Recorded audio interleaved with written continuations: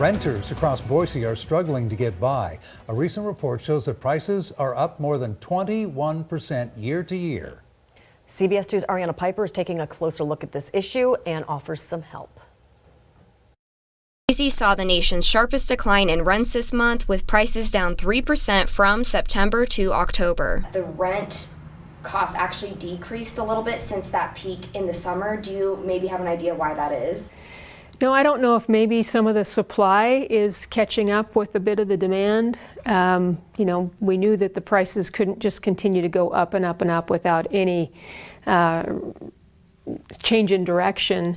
Despite this, a November report shows rental costs in Boise are up 21.4% compared to the same time last year. The executive director of the Boise City Ada County Housing Authorities, Deanna Watson, says Boise is facing a new era. As director of the Housing Authority for almost 25 years, I've never seen these kinds of increases over a sustained period of time like we're seeing. And I think as long as we have new people coming into the area who can afford to pay the higher rents, they're sort of elbowing out the people that are less able to afford it. Since February, the Boise City Ada County Housing Authorities has given out almost $60 million in emergency rental assistance. We have money still available.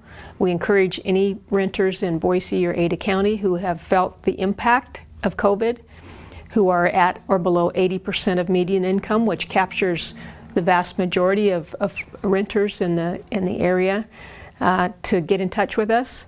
Many renters are feeling the pressure of high rental costs in the Valley. I talked to two people about their experiences. The home that we were living in this neighborhood is a relatively new home, and we were faced with a $600 rent increase effective 2 months after the time that we found out. Whitney Wilda has lived in the Treasure Valley most of her life. She says she had to move out of this Meridian neighborhood after the rent increased.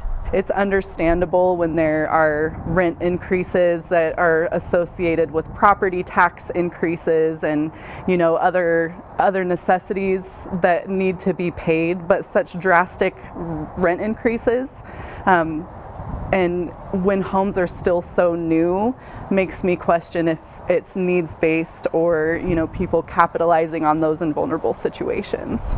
Wilda says finding affordable housing has been hard. With the influx of people who are moving in and wages remaining the same, it's making it very difficult for people who have lived here their whole lives to remain here.